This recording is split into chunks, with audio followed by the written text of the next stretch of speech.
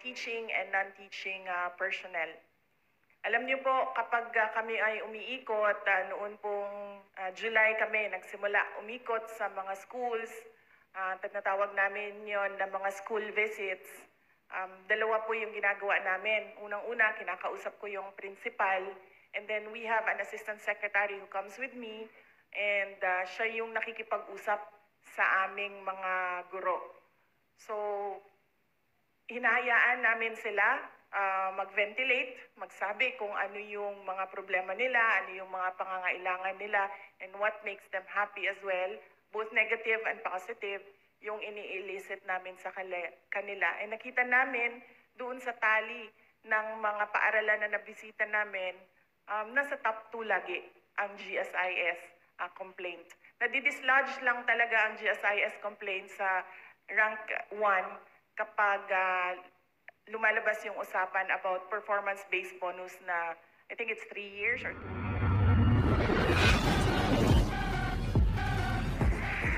Maraming salamat po, PGM Week. Ladies and gentlemen, the Vice President of the Republic of the Philippines and Secretary of the Department of Education, Honorable Sara Z. Duterte.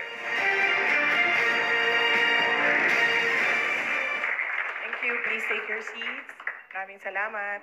Mga kababayan, ladies and gentlemen, assalamualaikum. Madayaw, maayong adlaw kaninyong tanan. Magandang araw sa inyong lahat. Unahin ko po muna ang aking mga pagpapasalamat. Nagpapasalamat po ako sa atin pong board, sa atin pong chairman, sa kanila pong panahon at sa inyong lahat ngayong araw na ito sa panahon ninyo. Para po sa ating mga guro, it is very timely because we are celebrating the National Teachers Month leading up to the World Teachers Day on October 5. And on behalf of all the teachers and of course the non-teaching personnel of the Department of Education, we are truly happy that we were able to finalize the MOA for ultimate customer experience for our teaching and non-teaching personnel. Alam niyo po, kapag kami ay umiikot, noon pong July kami nagsimula umikot sa mga schools, tinatawag namin yon na mga school visits. Dalawa po yung ginagawa namin. Unang-una, kinakausap ko yung principal, and then we have an assistant secretary who comes with me, and siya yung nakikipag-usap sa aming mga guro. So, hinahayaan namin sila mag-ventilate, magsabi kung ano yung mga problema nila, ano yung mga pangangailangan nila, and what makes them happy as well, both negative and positive, yung ini-elicit namin sa kanila. And nakita namin doon sa tali ng mga paaralan na nabisita namin, nasa top 2 lagi ang GSIS complaint. Nadidislodge lang talaga ang GSIS complaint sa rank 1 kapag lumalabas yung usapan about performance-based bonus na I think it's 3 years or 2 years delayed ang PBB. Yun lang ang nakakaalis sa number 1 ranking ng GSIS complaint. Otherwise, all the rest ng mga complaints nila, paiba-iba na. Depende sa lugar at depende sa kultura ng lugar. So, paiba-iba na yung kanilang mga ano. Pero it's one thing common doon sa aming dialogue with teachers. And masaya ako dahil kanina, while our chairman was speaking, he said, and we listened. So nung sinabi niya, we listened, hindi na ako nakinig sa buong speech niya kasi yun lang yung importante sa kanya.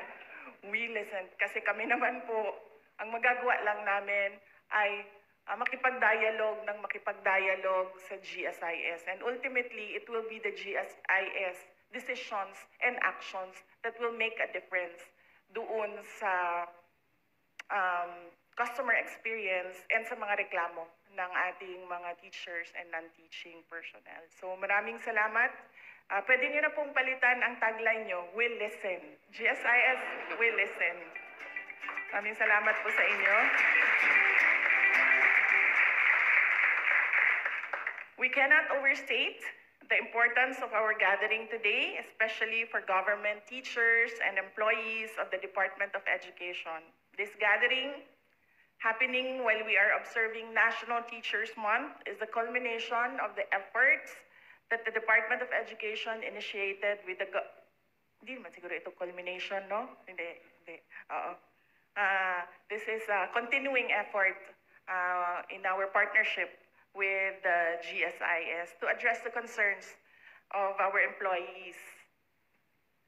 This Memorandum of Agreement confirms our commitment to provide solutions to the concerns of our employees and to move forward with a renewed and stronger institutional collaboration anchored on our shared objective to best serve Filipinos and our country. Some of the concerns of DepEd employees with GSIS are older than our employees' children. Matagal na po talaga yung paulit-ulit nila na tanong at mga reklamo. At napansin namin, marami sa kanilang mga tanong at mga concerns ay nasasagot naman kaagad. Kulang lang siguro tayo nung paglapit doon sa sagot sa mga teachers na nagtatanong. Kaya po kami nag-request na kung merong dedicated hotline kung saan nasasagot yung mga tanong nila sa pagtatawag lamang. And for many years, despite efforts to address these issues, they continue to be one of the top complaints of DepEd employees. Financial security, among many others, is a source of anxiety for our teachers and our employees. And today, we take steps to unburden our employees from emotional distress. Papasalamat po kami sa mahabang repayment period, and sa mababang interest. This is one of the matters that I acted with urgency immediately after taking the position of Secretary of DepEd last year. I raised this with GSIS President and General Manager Jose Arnulfo Wick Veloso in September 2022 during his oath-taking. Masaya naman tayo sa kanyang ipinakitang kahandaan na pag-aaralan ang mga issue na ito. This Memorandum of Agreement highlights our mutual recognition of teachers as our nation builders. These are the initial steps towards facilitating easier and more direct access to GSIS services for teachers and other DepEd personnel.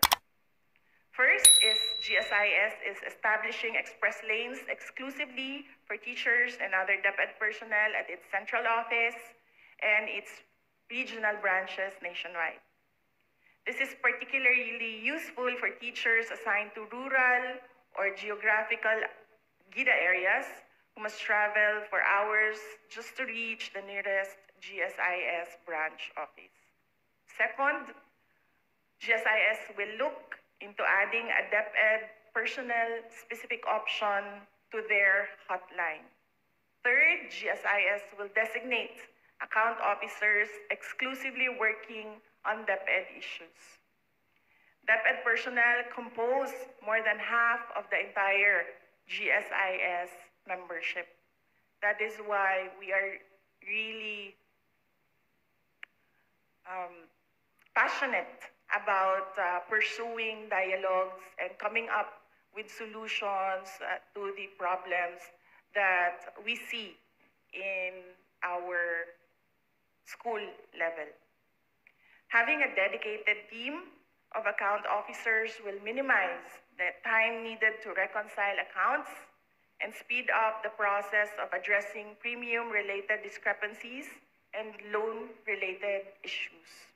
Lastly, GSIS has committed to hosting an annual dialogue. Ito po, napakalaking tulong po ito kahit once a year lang between its branches and the counterpart DepEd regional offices and schools division offices to discuss and address GSIS service concerns. Alam niyo po, meron po kaming code ng mga teachers sa GSIS. Kapag kami po ay nagdi-discuss ng GSIS and syempre lumalabas na yung mga hinanakit. Ang tawag namin sa GSIS ay SISG para binaliktad namin yung GSIS, and then sabi ko sa kanila na mamaya na natin yan ibalik sa totoo niyang acronym kapag nasagot na nila kung ano yung mga kailangan natin ng mga solusyon. For DepEd, the promotion of welfare and the protection of our employees' rights are paramount. Let us continue working together to help reduce the financial challenges of our employees through our services and, of course, through the leadership of GSIS.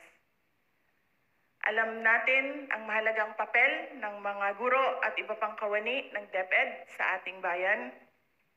They practically hold the future in our hands, the future of our country in their hands.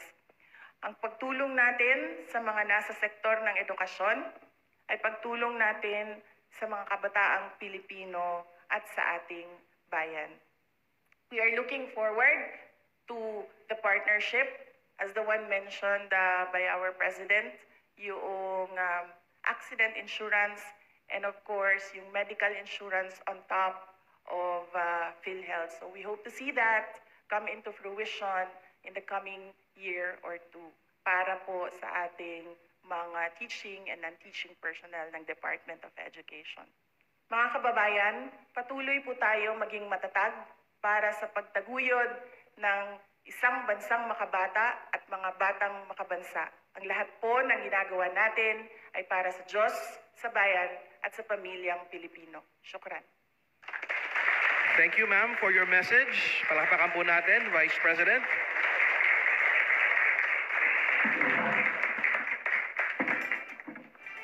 At this juncture, we will now have our photo opportunity. For our first shot, it's going to be a crowd shot. So may we request our VIPs and the crowd to please stand, okay?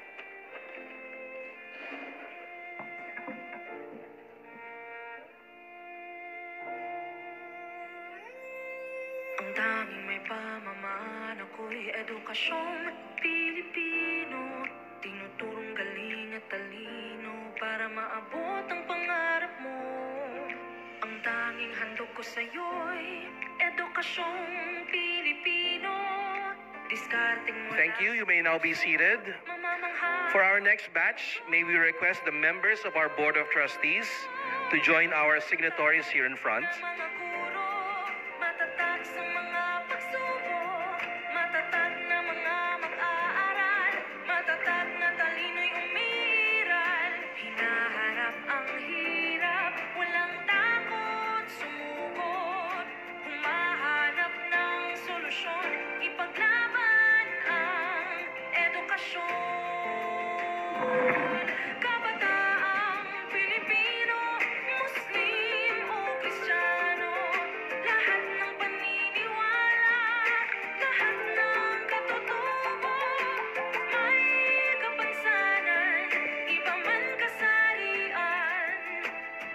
Thank you to our Board of Trustees. Can you exit to your right?